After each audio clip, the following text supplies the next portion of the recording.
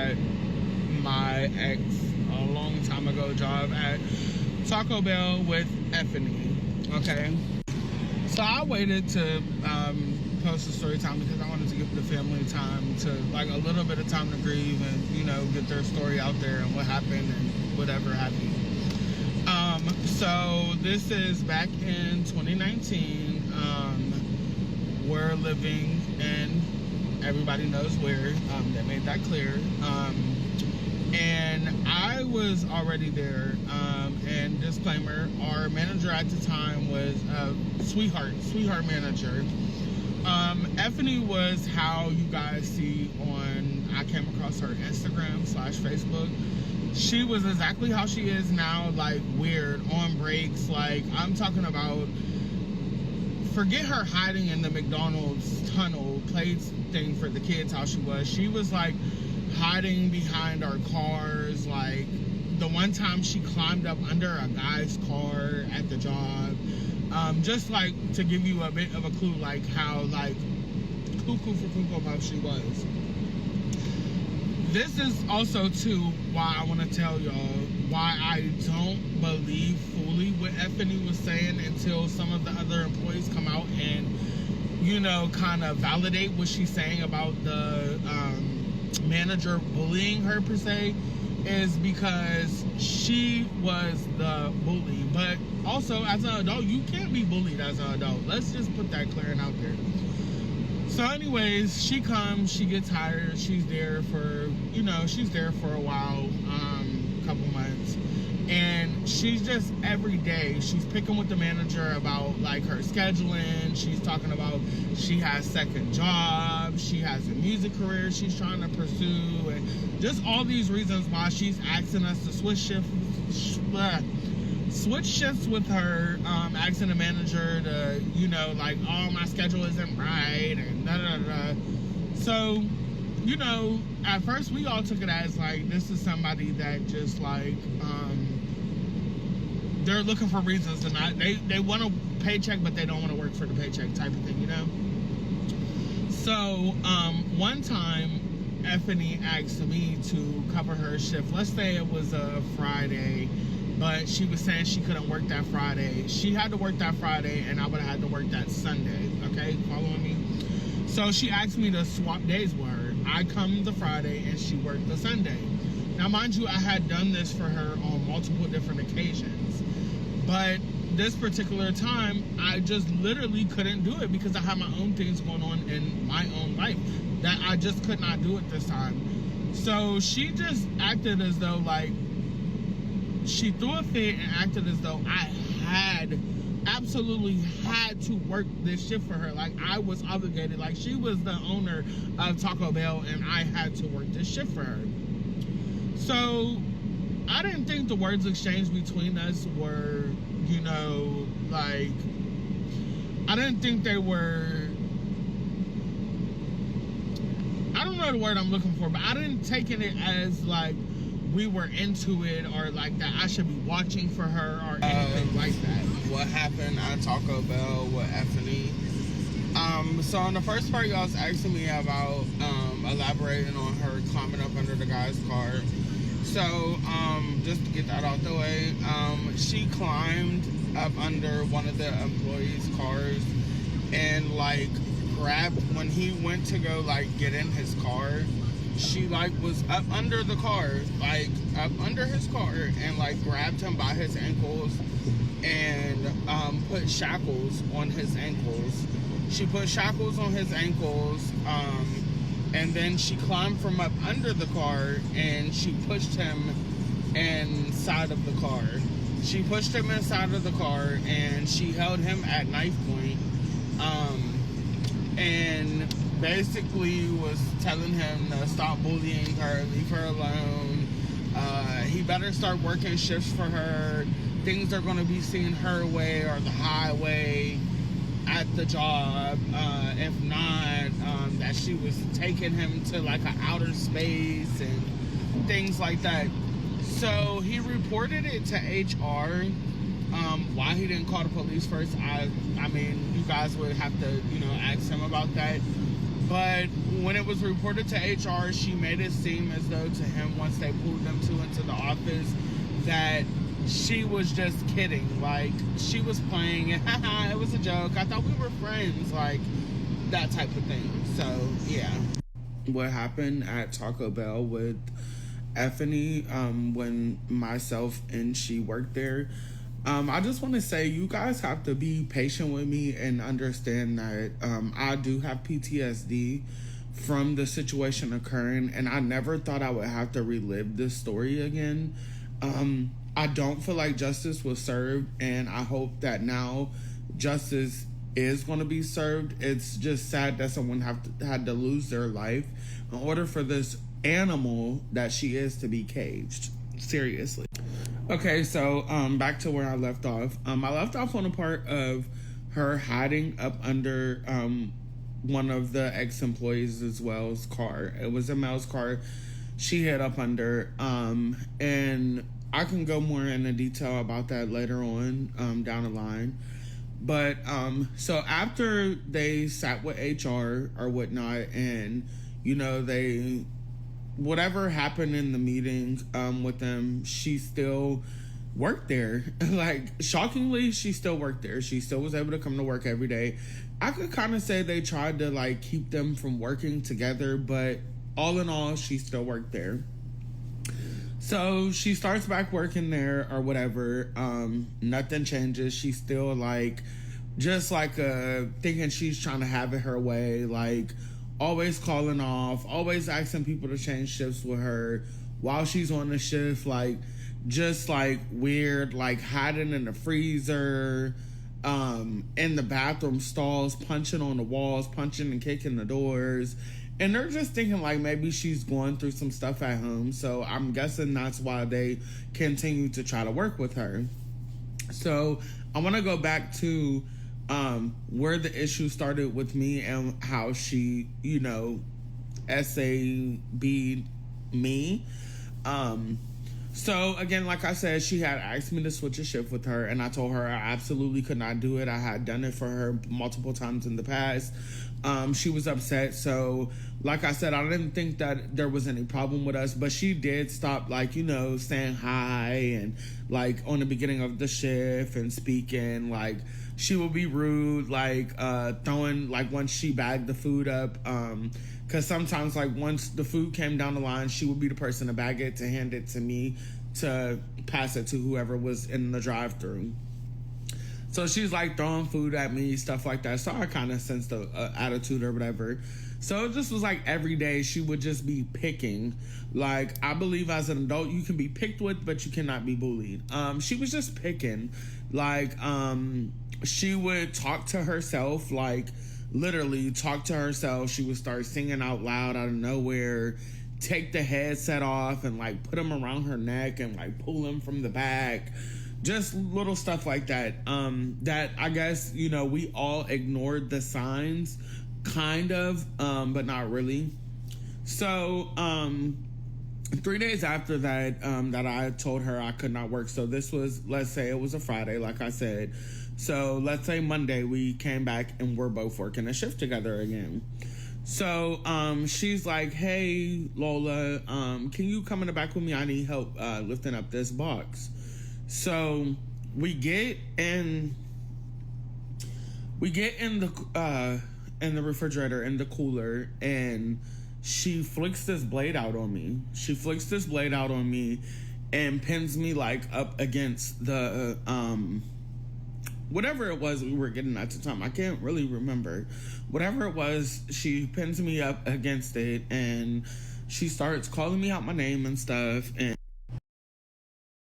final part besides Q&A. So I left off where Afeni had asked me to come in the freezer with her and help her get a box. I can't remember specifically what it was, the box that we were getting. She pinned me up against the boxes. She flicked out a knife on me. And she just began to say like how she felt as though like everybody at the job was taking her as a joke, how she felt like she was the only one that wasn't properly being accommodated as far as her shift, and how I thought and we all thought that we were better than everybody, and how we had her effed up, and she's screaming these things like screaming, squeaky, like, this is how she's talking, but it's not loud. It's like in a possessive kind of voice, kind of how she was talking.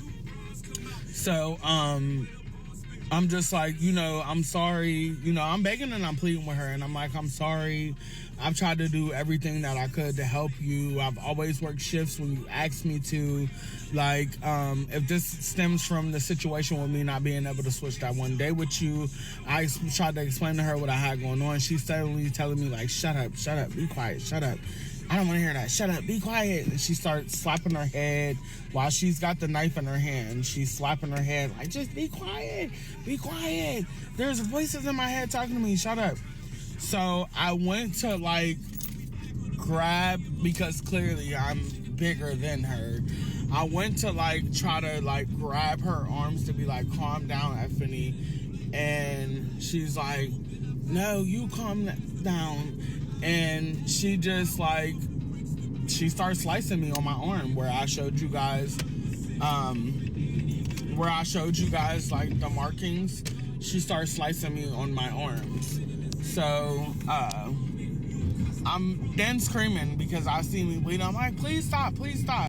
Again, I'm asking her, like, please stop, like, you don't have to do this, like, I'm sorry for whatever I did, like, what is it I can do, like, please, like, I'm thinking she's gonna kill me. I'm asking her, like, please don't kill me, please, like, I won't say anything to anybody, just please. And the guy who she hit up under his car and put the shackles on him, he actually ended up, because we were in the freezer too long, he actually ended up coming in the freezer and seeing, and kind of like, I don't know what he did, but he was able to get the knife off of her and, like, pin her down. They did, surprisingly, this is the funny thing about Taco Bell, okay? They asked if I wanted them to call the police, that I feel like I needed to, like, they wanted to try to see if they could fix anything, because like any job, they're going to try to aid you first with the first aid kit. And disclaimer, I'm driving home, that's why I keep looking off. But they're going to try to aid you with the first aid kit, so they're trying to, like, hurry up and get, like, towels and napkins, whatever, to stop the blood, because I'm bleeding real bad at this point. So they had the nerve, the manager that was on shift at the time, like, did I need them to call the ambulance for me, and did I want to let them know exactly what happened? They wanted me to lie and say that I got cut on the metal in the freezer, like the shelves in the freezer. If you ever worked at Taco Bell or McDonald's, anywhere with those industrial freezers, you know the metal shelves I'm talking about. And we could work this out, or did I want to press charges? No, I want to press charges. This cuckoo bird tried to take my life, if you ask me. She held me hostage in the freezer. And, like, after that, they still, if you ask me, were considering bringing her back to the job after this happened. They were considering bringing her back. So, I, of course, got some time off of work and, video, okay? So let's start off from the top. When I worked with Afeni, whatever, however y'all want to say her name, I called her Afeni. Of her working at Taco Bell in the situation that happened with me. Number one, here we go. We just gonna show again. Hold on. These two scars I gotta wear for the rest of my life, and you could clearly see that they wasn't no little baby petty marks. Okay, so to conclude this story up, like I said, when she worked at Taco Bell with me, I never had to say where it was. It was, everybody knows it was in Virginia. If y'all watched the news story, when she got arraigned, you would have seen that. So I didn't know that I had to specify on that. But like I said, from top to bottom, When she first started there, she was quiet. She was reserved to herself. Then she started showing signs of just, you know, being weird. Like, talking to herself, pounding on the doors, hiding up under people's cars, hiding behind people's cars. When you go and you hide up under somebody's car, like I said, she hid up under the man's car and shackled him while she was under his car, put the cuffs on his feet, climbed from up under the car, and as he was trying to bend down to figure out what the hell and get him off, pushed him into his car, climbed in the car with him, pulled a knife out on him. So clearly this is her MO. A knife is an MO. Now that we unfortunately see what happened with Miss Jennifer. Pulled a knife out on him and was making certain threats to him. As I said, you can go back in the other videos before.